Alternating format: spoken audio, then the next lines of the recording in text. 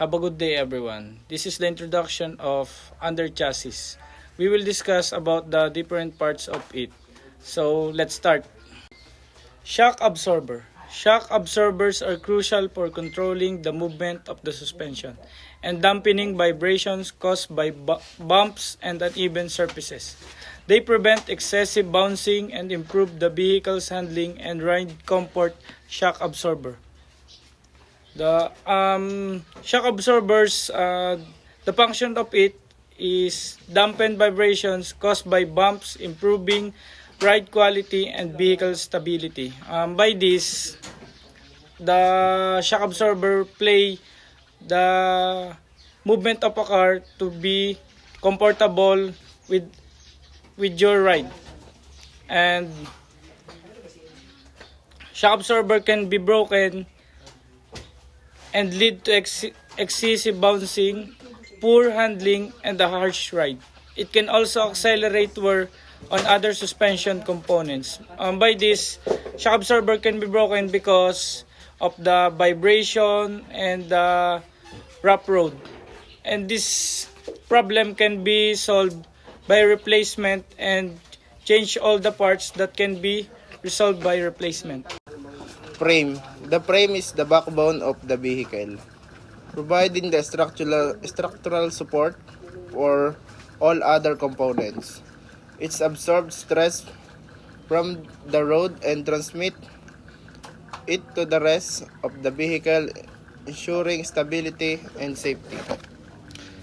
Ang frame po ay ito po ang pinakaisang gulugod ng sasakyan o nagbibigay ito ng suporta sa buong sasakyan at pinagkakaptan po ng mga iba't ibang parts kagaya po ng mga ibang parts ng under chassis, ng makina at ng mga iba pang gamit nito.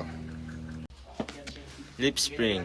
Lip springs are a type of suspension springs that uses multiple layers of steel to provide support and absorb shocks. They are typically found in older vehicles or trucks and offer a rugged and durable ride. Pinapababa nito ang mga painginig ng boses at pag-alog mula sa mga magaspang na kalsada na nagbibigay ng mas maayos na biyahe sa pamamagitan ng pagbaluktot sa ilalim ng karga at pagbabalik sa orihinal na nitong hugis. Sinusuportahan nito ang bigat ng sasakyan na ipinamahagi ang load sa buong axle upang matiyak ang pantay na balanse at control. Pinapanatili naman ng lip spring o mulye ang alignment ng axle at tumutulong na kontrolin ng taas ng sasakyan na nakakatulong sa mas mahusay na paghawak at kaligtasan habang nagmamaneho. Nilalabanan nito ang pag-twist at paglipat ng axle na nagbibigay ng mas mahusay na traction at binabawasan ng hindi gustong paggalaw sa gilid ng sa mga pagliko o hindi pantay na lupain. Ball joint. Ball joint connect the suspension components to the steering knuckles. Allow the wheel to move up and down as well as steer left and right. They provide flexibility and facilitate smooth steering. Ball joint help in rotational or circular movements. As one bone is captivated into the hollow space of another bone, this is the most freely moving joint. Kapag nasira or nagkaproblema ang ball joint, kailangan ayusin ito sapagkat pag ito ang nasira, maring hindi mo makontrol ang sasakyan at upang maiwasan mga gantong sitwasyon ay panatilihin nating o ugaliing ipacheck agad sa mga mekaniko. Rubber boots. Function. Rubber boots protect ball joints, tie rods, and other components from dirt and debris, preventing premature wear. Cause of being broken.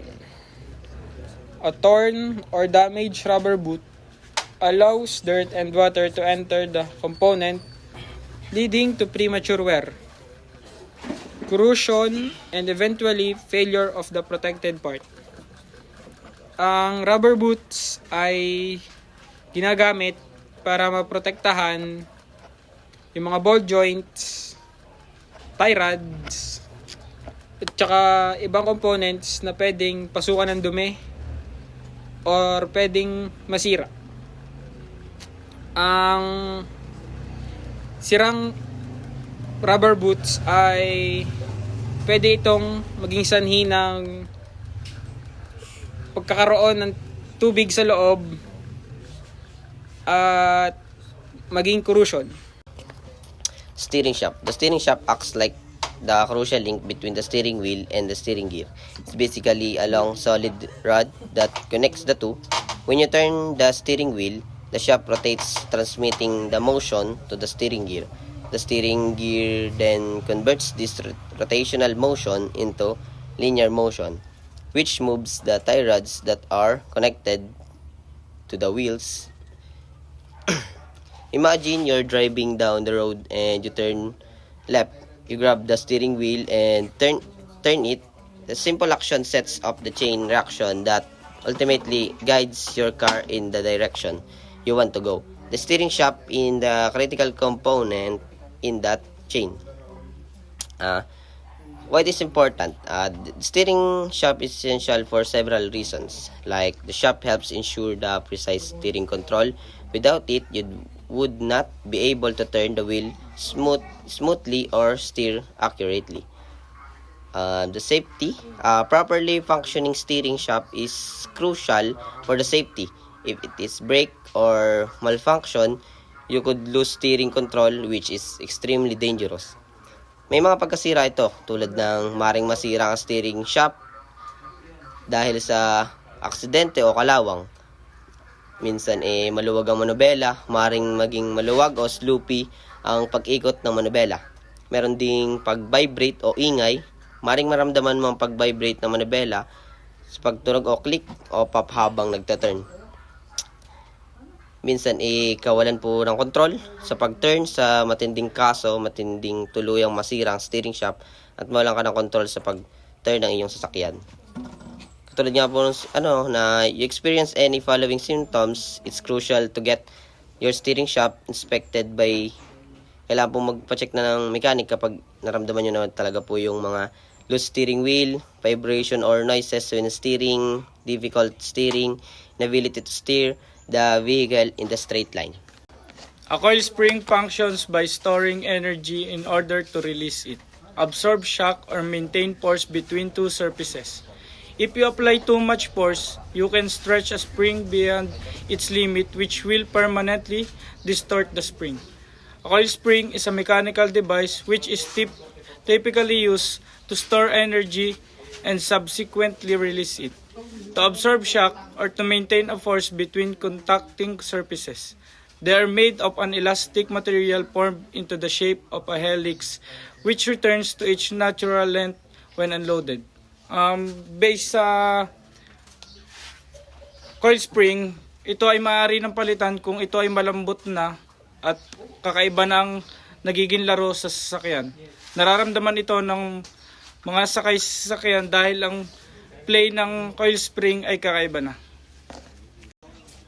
Rock. Rock and pinion. Rock, a flat straight bar with the teeth cut into the one side which acts as a liner gear. Pinion, a circular gear that engages with the teeth on the rock.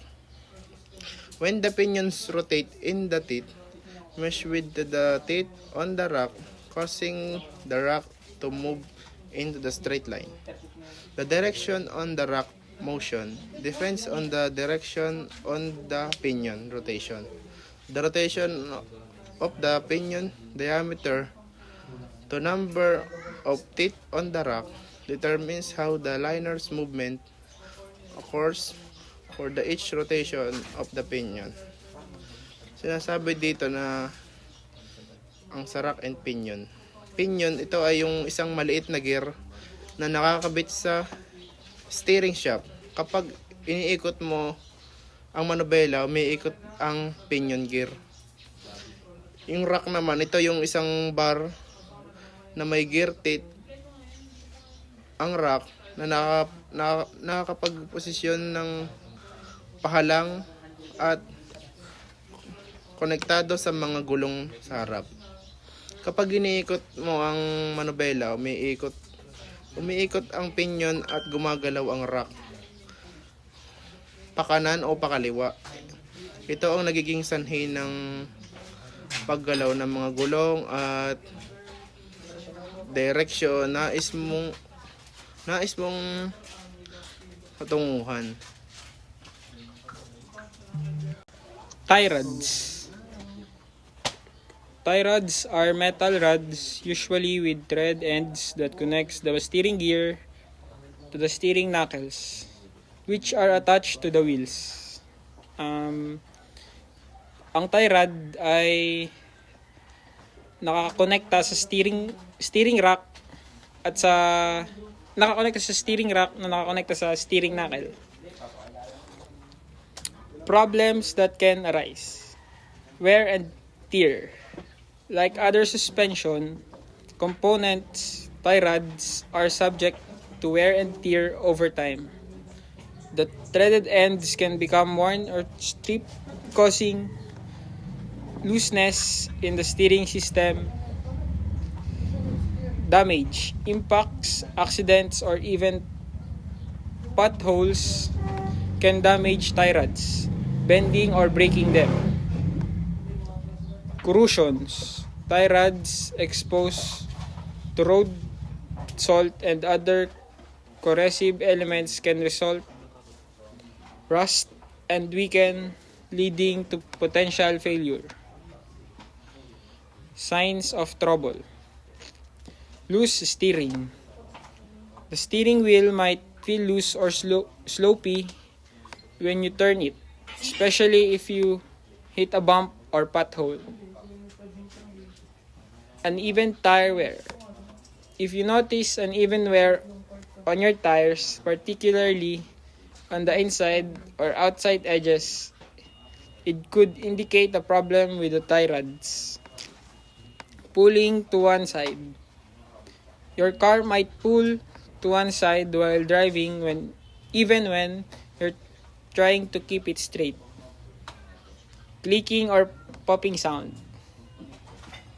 You might hear clicking or popping noises from the front wheels when you turn the steering wheel.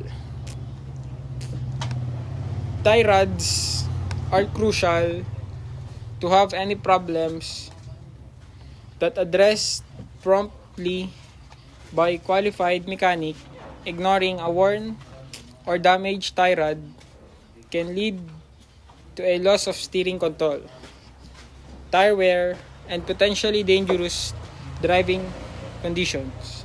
Ang tie rod ay napaka-importante dahil ito ay nakakonekta sa ating front wheels upang mapadali ang ating pagkilo.